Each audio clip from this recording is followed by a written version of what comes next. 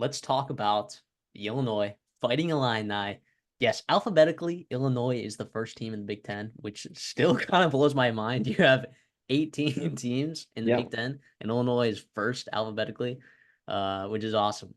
And yeah, look, this team disappointed me last year. All right, I was very high on them. I took the over. I thought that defensive front was going to be really good. I was hoping that secondary. I knew they were going to take a step back, right, because of all that talent that they lost in the NFL. I think they overvalued the talent that they had in that room, specifically Aaron Henry, who's the defensive coordinator, who was a DB coach after Ryan Walters went and took that head coaching job at Purdue. Yeah, I mean, they're over the win totals at 5.5. They got an interesting schedule. They got some interesting players. And of course, there's always, let's start with the quarterback room. I mean, Luke Altmaier, right? Unfortunately, was it John Paddock was his name? Legend, the Gosh, legend, if he Max only had Legend, one Illinois, more year. November. Oh, dude, I was watching that. So I'm a Minnesota fan, by the way, if you didn't know that. And I was watching fucking Minnesota like get after the quarterback and get after Altmaier, and he goes down. It's like, okay, great. Dub. Quarterback, it's Over over. six and And a half is then going to cash. boom, boom, boom. 3 plays later, he's scoring, and it was wild. He was a legend. And by the way, like Altmaier was playing better as the year went on last year. But then Paddock came in, and Altmaier got hurt, and Paddock just balled out. Right, you you couldn't take him out. You literally couldn't take him out. Indiana, he put up 48 points, right? And then Northwestern, he did his thing as well, even though in a loss. But yeah, so unfortunately, that kind of stunted the growth of Altmaier, and I think some of the momentum that he was building in the middle of the year, right? Consistency, turnovers, those plagued him early in the season, and you saw it get a little bit better. The thing I wanted to see him work on is I know that offensive line struggled, right? But when Luke Altmaier was pressured, like he took 34 sacks. That's the 13th most in the country, and he only played 9 games. Yeah. Right? That's passing grade of 37 and a half, not even the top 100 when he's under pressure. I'm sorry. So that's Yeah. that's what you like to see. But he's also talented, right? He can push the ball down the field. I Mm-hmm. think he's got some weapons there. We'll see. You lose a couple guys to the NFL, but there's some interesting pieces coming in. I Um, think so too. what's your take? Yeah, I think he's a good quarterback. I mean, I'm not going to call him a top half quarterback in the Big Ten yet, but I think he could play that way, right? And I think Donovan Leary is an okay backup. I think they would feel okay about having him come in there, right? The redshirt sophomore over there, Devin Leary's brother. You guys didn't know that, so I think they feel okay about him. I think there will be a significant drop off though if he does come in, but that doesn't mean that they couldn't win games with Donovan Leary, right? So I'm okay with that. And I don't know about anyone else in the room, to be honest. I mean, do you have any thoughts on the guys Some beyond young, those two guys? some young, inexperienced guys. Yeah, so Trey Petty's probably gonna redshirt. You got Kirkland Micha, right? I think that's how you say the name. He's another guy, young kid. You hope to not see these guys. If you're Illinois fans, you hope not to see these guys. Luke Altmaier, if he could be a middle of the road quarterback in the Big Ten, which I think he is, that's more than plenty. And by the way, all those guys in that middle half, right, the middle 50%, they're all the same. They're all so replaceable, right, in the Big Ten this year. And we'll talk about that as we get through this preview and onto more teams. But it's just give me replacement level quarterback play. And I think that's kind of all you can ask for in the Big Ten this year. yeah, someone pointed me to watch Cal Swanson in the spring game, and I wasn't specifically watching the Illinois spring game for Cal Swanson, but someone pointed me in his direction, and look, if it gets to Cal Swanson, all I'm saying is that Illinois is in some serious trouble. All right. He's a track star, sure, but like, man, he could not throw a lick. Um, I would compare him to Billy Edwards, who, believe it or not, is fighting for a starting quarterback job. And he's gonna take some absolute bullets from me later in this episode. But yeah, but enough about the quarterbacks. Right, let's go to the running backs. You are insanely high on Caden Fegan. And me too. Let's get this straight. I love Caden Fegan. He's fantastic. I also think Josh McCray's okay as well. I think he's fine. All right, but Caden Fegan is a mammoth man, giant dinosaur of a human being that is going to absolutely carry this backfield. And I've seen some places. Actually, one of the places I'm looking at right now, it's a pretty good resource. They have him at, like, his carry share, like 35, 39% of like the carry share in the backfield. It will be more than that. It Yeah, has to be. It if he's needs to healthy, be. He had about 25% of the snaps or 25% of the carries last year, and that was But when it's he got because he after came. an injury. Yeah, yeah, Yeah, because he got hurt, and he also like he was a true freshman and he wasn't getting acclimated. Once he was the guy, they fed him the ball. Now I do think that's something to consider, right? You look at Minnesota and what Darius Taylor went through. He was a guy that got ran into the ground, right? You don't want to do that with Caden Fegan, and I think Bielema knows that. They're going to run the football. He is big enough at 6'3", 250 freaking pounds to be a bell cow type running back. But I do think you want him playing his best football in October and November. And that's where guys like you mentioned, Josh McCray, I think he's a very, very good number two piece in this room. He's also another bigger dude, 6'1", 235 pounds. That locker room loves right. him. He's a leader in that room. He's been banged up ever since, that true freshman season or the freshman season where he kind of popped off. And then Aiden Lowry, right? He's a pass catcher, shifty guy, good speed in that room, kind of a different changeup. Two guys like Fegan and McCray to maybe give those guys some kind of rest. And then Khalil Valentine. I want to turn my attention to him. That's a Yeah, 4-star recruit. That's a nice, nice recruit from Arizona. Track runner, uber, uber talented. We'll see. I hope it doesn't get to him, right? Hope it doesn't get to him. Last year we saw the injury bug, the running back gods just struck down on Illinois. They had 5 scholarship running backs all battled injuries last year, including Reggie Love, who's off to Purdue, right? Not too big of a loss. Solid player. Will be nice depth for them there. But if it gets to Valentine, I think you don't want that, but I do think it's not a bad fourth running back to have, especially in the future of that room with a young Fegan, young Valentine. I like it. yeah. He's not ready to be a bell cow. All right, like I think his frame. He can put on more weight. All right, I think he weighs about like 180 right now. He can put on more weight. All right, but he's very talented. Right, I would not be surprised if he meagered his way to 30, 35 carries this year. I could see it happening for sure. And I hope he gets in the rotation because I think he is that talented. If you look over to the receivers, right? You talk about what they lost, right? Talk about losing Isaiah Williams, right? Who's I believe over at the Lions now. Um, he was really good. And they also had another receiver there as well. Casey Washington. Yeah, Casey Washington was legit. He was drafted, because Yeah, Isaiah both Washington those. was undrafted, but I think Casey Washington was drafted. Isaiah Washington was. Yeah, Washington was a sixth round pick to Atlanta. Oh, he Both was those okay. guys had 130 receptions last year, right? 1,700 yards, 9 touchdowns. Like those guys were year Really one and good. two receivers, really, really good. John Paddock, you saw take advantage of those guys, and now they'll be playing well in the NFL. Hopefully, Pat Bryant's the returning guy in that room. He's been there for a couple years now, right? He's been behind Williams and Washington. Now he steps into that role, 6'3", 200 pounds. Right? He's been solid for them. Now he gets even bigger burden put He's on him. ready. How can he adjust? Do you think he's ready? I think he's ready. And you know what was nice though, because like you were gonna have to have him be the number one guy, right? And then Barry Lunny, what does he do? He says, "Hey, Zachary Franklin, remember what we did at UTSA and like kind of absolutely torched everyone over there? Yeah, hey, let's run it back over here, but this time in the Big Ten." So Zachary Franklin coming from Ole Miss, previously UTSA, the connection there's the offensive coordinator Barry Lunny. They were both there at UTSA together. I think Zachary Franklin is a very, very talented receiver.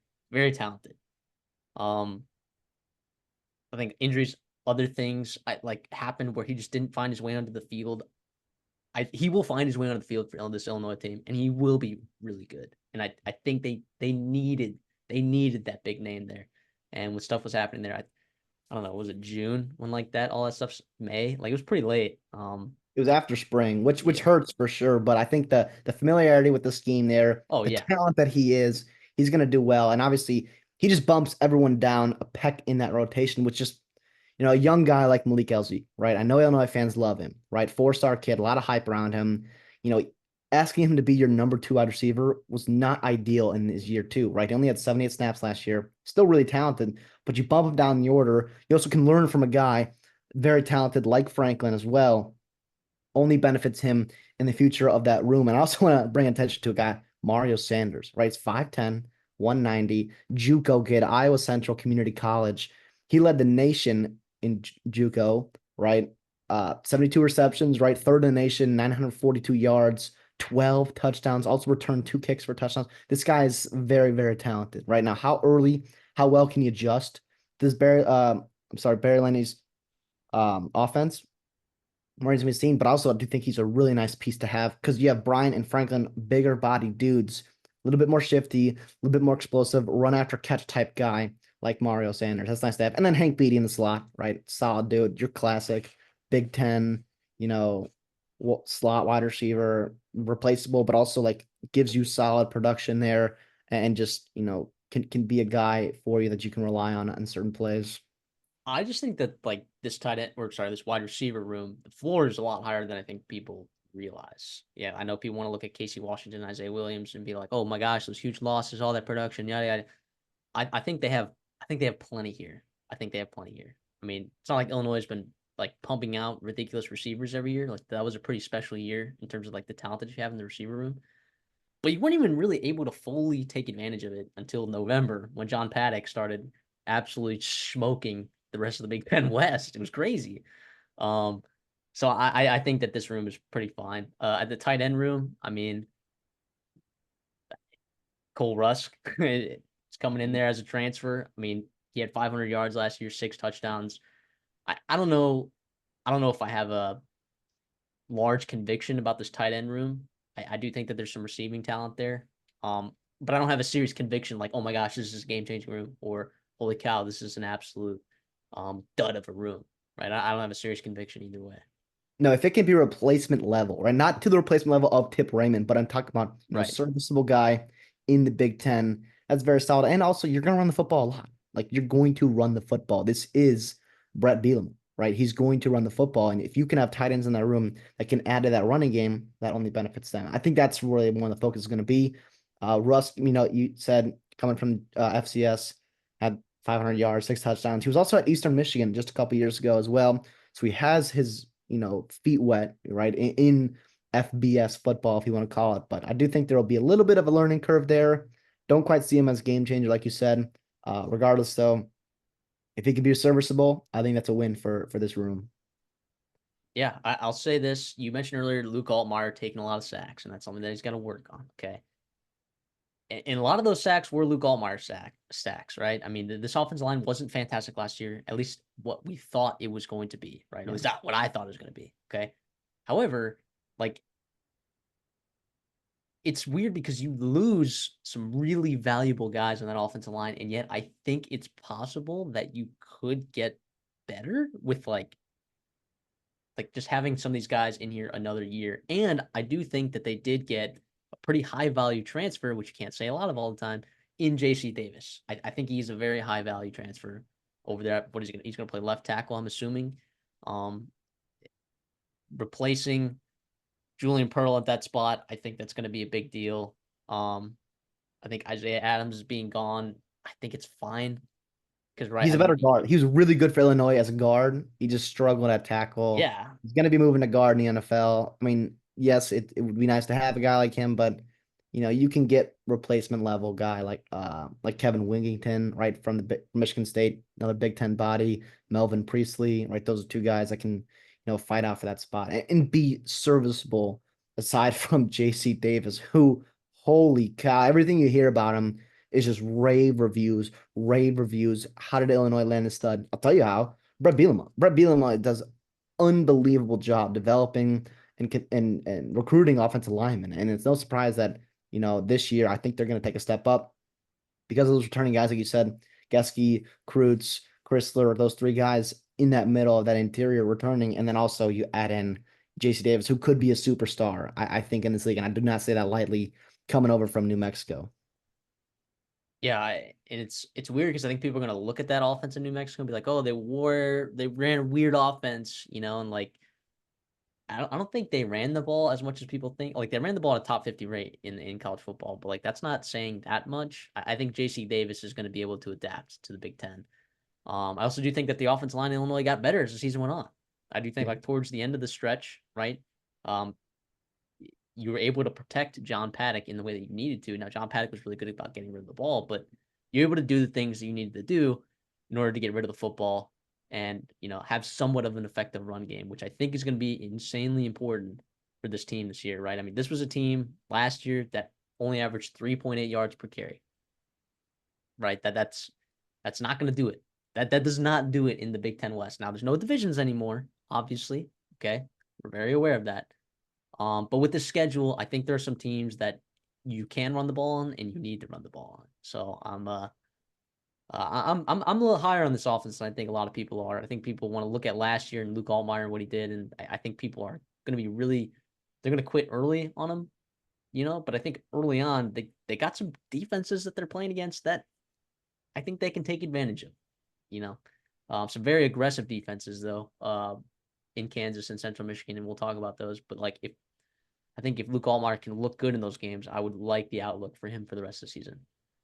But Well, yeah, and anything else in the offense side of the lastly, ball? though, just to finish up that offensive line is if you are creating holes in the run game like we think they can, I mean, you're opening up holes for a guy 6'3", 250 pounds to run downhill, right? And you have Yeah, second level defenders trying to tackle him. That could be really, really advantageous for you to build up some steam and momentum for him. And it could be pretty exciting. And obviously, yeah, like we were high in this offensive line last year. It didn't quite work out.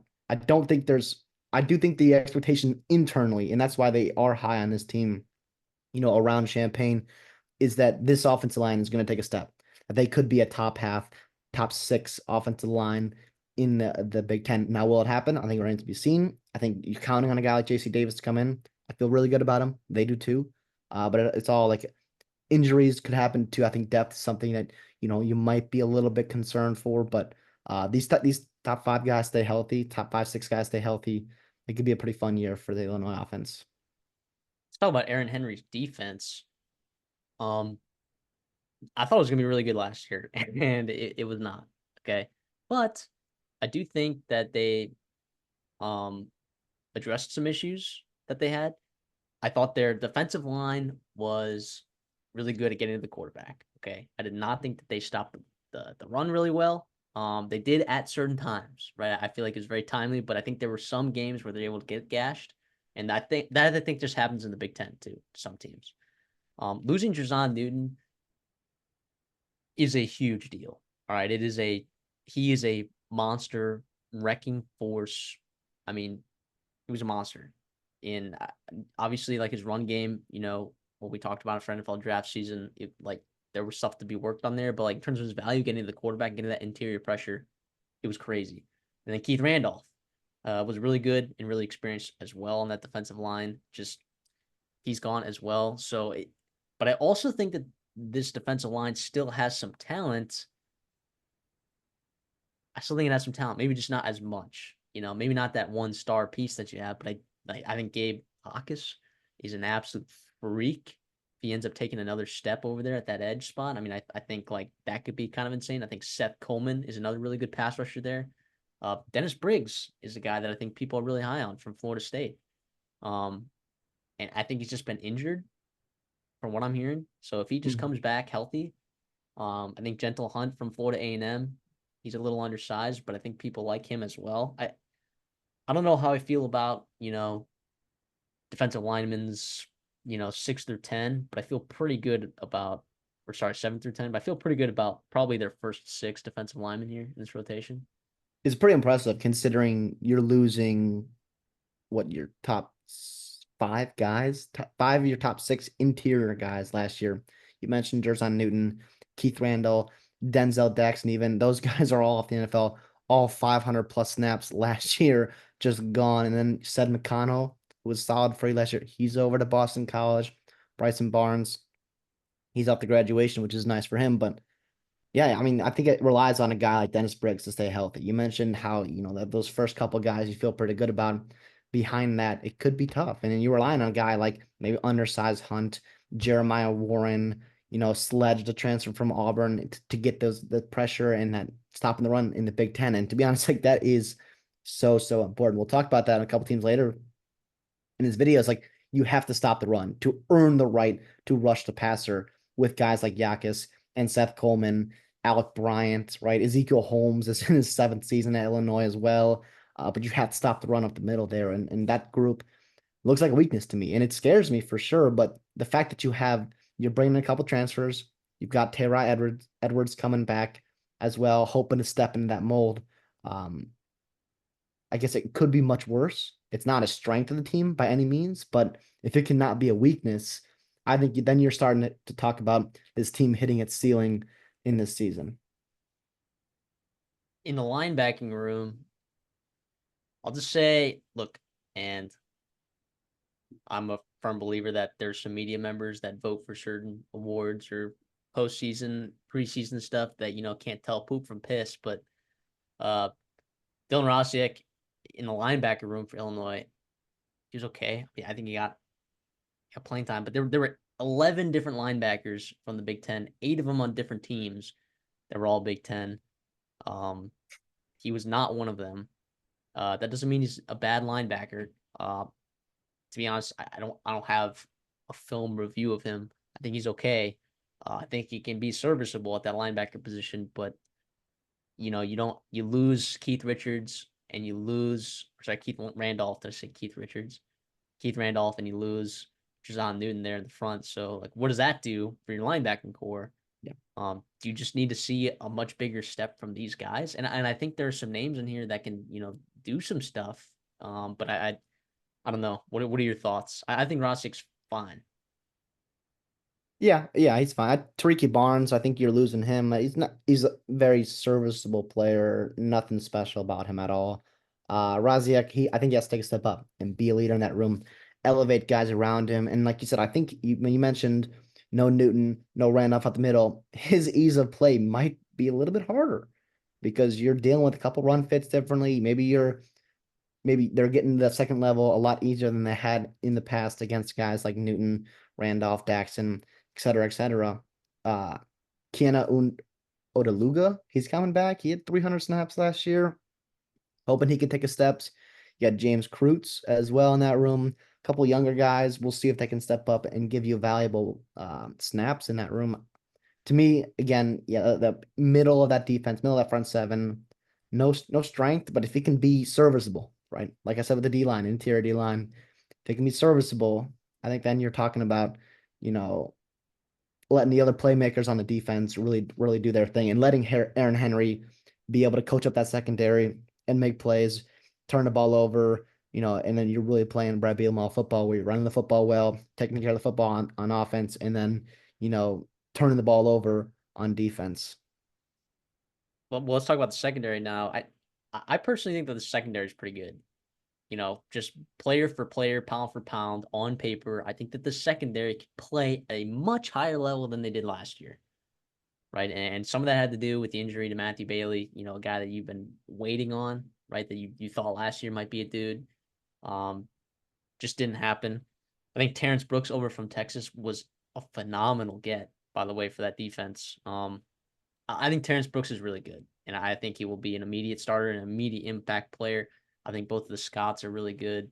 Torrey Cox Jr. from Ohio is another interesting guy that they got. All I can say is that they feel pretty high about him. So I can't say that I've watched him play a ton of football or specifically zoned in on him, but if Torrey Cox can come in and make an impact and kind of elevate the room, at least the floor of this room, right? Because it wasn't pretty bad last year. It was pretty bad, after having such an elite secondary the year before. It wasn't what you thought it was going to be. Yeah, I mean, Tavion Nicholson off to Louisville, Nico Harper, Clayton Bush, they're gone as well. I still think that you're going to have guys that are coming in that I think can elevate this room, like you said. You mentioned the two transfers, Brooks and Cox. I like them as well. The depth in that cornerback room is something I do worry about. Do you have to move a guy like Xavier Scott on the outside where you played him mostly as a slot corner last year? You get Tyler Strain that you can come in, and he was pretty darn good. I mean, after week 4, he didn't miss any tackles. Pretty impressive to see there. He played on the outside as well, but can you move him inside? You mentioned Miles Scott as well. Low key a stud. I think he's really darn good. Him and Matthew Bailey can be a dynamic duo. One of the better ones with a lot of really good safeties in the Big Ten. That can be one of the top 5 duos for Illinois. Yeah, Matthew Bailey, that one kind of, I cut deep last year. I think he was part of that plan that Aaron Henry had to implement after you lose all those studs to the NFL. He was going to be a guy that they're really counting on. Sounds like he's back. Sounds like he's playing well. hoping that they can really count on him again for a healthy season this year and, can really elevate that room and that defense as a whole. Here's a key defensively: get off the field on third down. And I know some of that was, people being able to run the ball effectively on early downs in some instances, but get off the field on third down. And you know what helps with that? A good pass rush, which I think Illinois has, and a decent secondary, which I think they have. Now, I don't know if Aaron Henry's going to be able to run everything that he wants to run.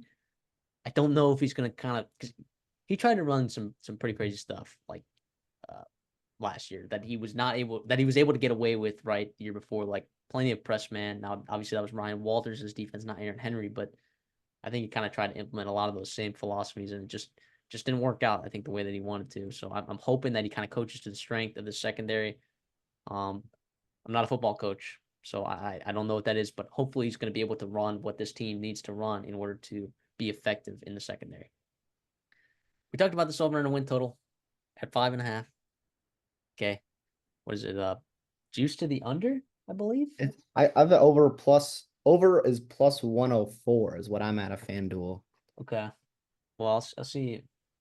But obviously, like we always say, shop lines. It's Make plus sure 115 on BetMGM if you want to bet the over. But anyways, the schedule, it's interesting because I think you're out of conference. You got two really nice winnable games, okay, that I think are still going to tell you a lot. Eastern Illinois might not tell you a lot, but then you play Kansas at home. That game's going to tell you a lot, right? And Kansas is a very aggressive defense. They're going to capitalize on your mistakes. Like Luke Altmaier last year, very much screwed the pooch against Kansas last year, turning the ball over. Just it didn't happen for him, right? Central Michigan's kind of the same way where they're very aggressive. I think they lost some guys in that secondary though. We'll see what Luke Altmaier can do against them as well. I anticipate them winning that game, of course. Then they go to Nebraska, then they go to Penn State. They get a bye, then Purdue at home, Michigan at home. Then they go to Oregon. They get Minnesota at home. Then they have a bye. They get Michigan State at home. They go to Rutgers, and then what is that? Wrigley Field for Northwestern. I believe so. So, looking at the schedule, you got about three of the best teams in the Big Ten, right? It's Penn State, Michigan's one of the better teams, Oregon is one of the better teams in the Big Ten. But then you also get five very winnable games in the Big Ten here. Like your draw was not that bad. Like now it's unfortunate they have to go on the road to Nebraska. I think that's a very tough game. But getting Minnesota at home, getting Purdue at home, you have to travel to Rutgers, but that's a winnable game. Getting Michigan State at home, like getting those winnable games, a lot of them at home, I think plays in your favor. Going to Penn State and going to Oregon is not a big deal because you were going to lose those games anyways, whether they're at home or on the road, right? I think it could be close, but I'm kind of on the over here. Not gonna lie with this Illinois team, I really am. I think that this Illinois team can make a bowl game. I think this offense improves with the Luke Altmaier. There's a lot of projection here. If you're taking the over for Illinois, it's very projection oriented. Can this coaching staff get that secondary figured out, which I think they can. Is that pass rush going to be as effective as we think it's going to be? Can they stop the run a little bit? And then offensively, those weapons that they got, Zakari Franklin and can Pat Bryant, can those two guys make up in the aggregate what they lost in Casey Washington and Isaiah Williams? And can Caden Fegan stay healthy? Yeah, I'm with you too. I'm on the over. I mean, when I look at Big Ten teams in your schedules, I want to see a couple opponents on them. I want to see UCLA, I want to see Purdue, and I want to see Michigan State. And I'm not saying those teams, obviously those teams could be frisky and beat most of these teams in the Big Ten on any given day. But in terms of the bottom quarter, the bottom 10% of the Big Ten, those are the teams. And I see two of them on this schedule. I also see a couple out of conference wins that I really like. Eastern Illinois and Central Michigan, you mentioned them. That leads just to go 2-3 against Kansas, Minnesota, at Rutgers, at Nebraska, and then Wrigley Field with Northwestern. Very, very doable. 6-6, I see much more likely than 5-7. And I think Bielema is just a really good coach. And I don't think he's on the hot seat at all. But I do think there's some urgency from him and his staff and maybe the administration at Illinois to bounce back this year. And I do think it's going to come to fruition. Definitely should be fun. And that Nebraska game, that's a Friday game. It was a revenge game. Last year, Nebraska came to Illinois and just stomped you. That was ugly, ugly, ugly. They also have a revenge game with Kansas and Lance Leipold, by the way, who has connection to the Illinois administration. He was a candidate to get the Illinois job a couple years ago, like 4 years ago, which is crazy. Illinois obviously went with Brett. Kansas went with Leipold. Both programs, I think, are very, very happy. But that's going to be telling about Illinois in year 4 should beat teams like Kansas in the out of conference at home, right? And obviously, I don't know if they'll be favored necessarily because that's a highly, I think teams people think of Kansas, and I do too, right? But that should be a fun measuring stick game in the out of conference to get into, the Big Ten. It can start slow. You could start 2-3, and I think don't panic, right? Don't panic. I think you can still get this done, still go to a bowl game, and Brett Bielema can continue to build momentum on the recruiting trail and the transfer portal and elsewhere with his program.